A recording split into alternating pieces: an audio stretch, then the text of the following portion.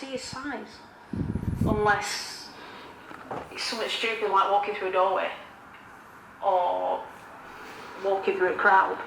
Alrighty, so I'm going to start this video off with a little review on Under Construction 2. For those of you guys who have never seen this channel, my name is Rafael Zamora, and this is RZ Fitness TV. It's just a fitness and bodybuilding channel, more so bodybuilding and lifting and eating and stuff like that. I'm a competitive NPC physique athlete, and I did qualify for nationals this year, but I can't compete for a couple of reasons.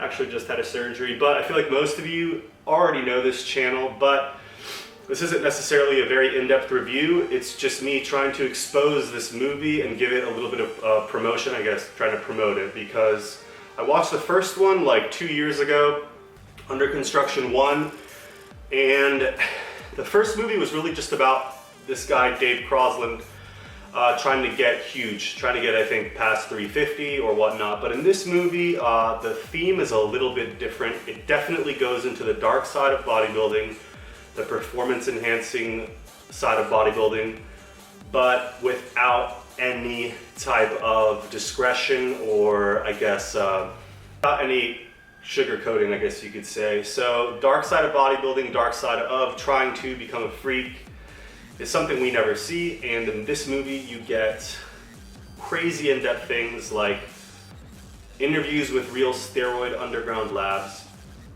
actually seeing steroids being made, how they would be made in an underground lab, and Dave Crosland, the main, well, he's not a main character, it's actually a documentary, getting to close to, if not surpassing 400 pounds, his something he'd never done before. I forget off the top of my head how much steroids he uses, but he goes up to 18 IUs of growth a day, explains difference between Chinese pharmaceutical grade, regular pharmaceutical grade. It's based in the UK, so it is legal what he is doing. He gets some blood work done that shows that he is borderline dying, and it's not so much about lifting weights and eating like the first one. It's more about what life is like for someone with a type of disorder, a type of body image disorder. It's pretty much just bigorexia, and I myself and all of my friends who lift weights, or over the years, all of my close friends who have lifted weights, either had bigorexia or some sort of body image disorder. So it's very interesting to see not even what you have to do to get to a competitive level at this size or at, say, a pro stage, but just to see what happens to someone's life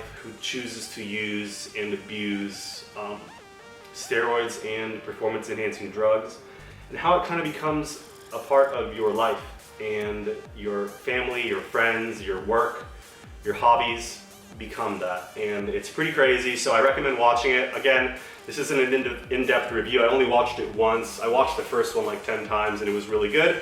But the second one, you can go to Under Construction, just Google it and you'll find the movie. But the purpose of this is just kind of to promote it, because I do have about 30,000 subs. So hopefully a lot of you guys see this and other guys see it too, because there's nothing like it. So check it out. I'll put a link in the description of where to find it. And enjoy the rest of the video, because I'll put some vlogging in.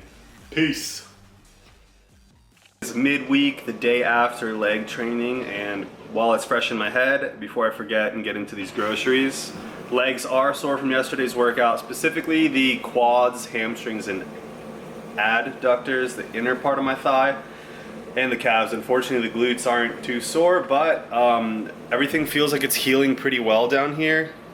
So the lower incision, the left incision, these are chill. It's just my belly button, which had a hernia, that I'm concerned about. So I want to make sure the pain and soreness I'm getting here isn't anything popping out. So it's Wednesday, I'm seeing my doctor Friday, and I'm gonna keep lifting on and off so he can tell me if I'm damaging anything, which I mentioned before. But let's get into these groceries, because I got some random stuff. New addition, crushed red pepper, black pepper needed. Stuff I like to put on my eggs and maybe make wraps, and buy one, get one, my favorite lettuce. The other one's in the fridge still, oops. And I'm gonna do something with squash, cucumber, veggies, and all this stuff. I just like to make big salads, and if you guys need a good wrap that's low carb and not ridiculously high fiber, we got 80 calories, 2 grams of fat, 6 carb. I did buy some of these last week, and they were like 12 carb per, so when you eat 3, it's you know, a lot of fiber, and sometimes that can screw you up going to the bathroom. I've had no problem, but if you get 80 grams of fiber in a day by accident, you may not have the best day the following one. But I saw a recipe online, a vegan recipe, which won't be vegan when I'm done with it because I'll probably use vanilla whey or some sort of whey to add. Alright guys, so we're doing it. This is going to be one of the most interesting recipes I've ever done that involves pretty much no cooking, but it can be 100% vegan if you have a vegan whey protein, or a vegan protein. If it's whey, it's not vegan. But we're going to make some type of high protein, moderate carb, high fiber cereal. So let's get to it, get the ingredients out, and get started.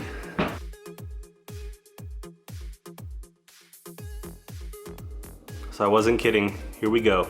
Banana, quarter cup of raw oats, a steamed potato, strawberries, blueberries, a little bit of pretty much stevia, some vanilla extract, a dash of salt. Got half a scoop of whey and my cashew milk in there, 8 ounces with some extra water. So let's go ahead and weigh this out, and I'll put the macros in the screen. Let's see how it comes out.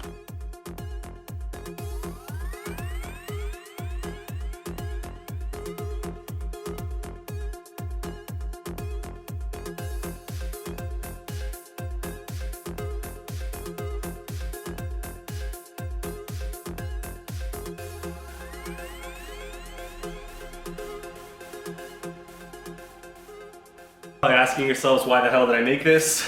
Extra stevia or monk fruit and Splenda on deck, because I was watching Joey Carbstrong, shout out to Joey Carbstrong, and he got this recipe from someone and it looked damn good. It's about 400 calories the way I made it. And he said that with the hot potato inside, he used a sweet potato, Japanese sweet potato I think, but it tastes kind of like vanilla cake. So hot cereal, cold cereal, got some oats. Let's try this out. Delicious.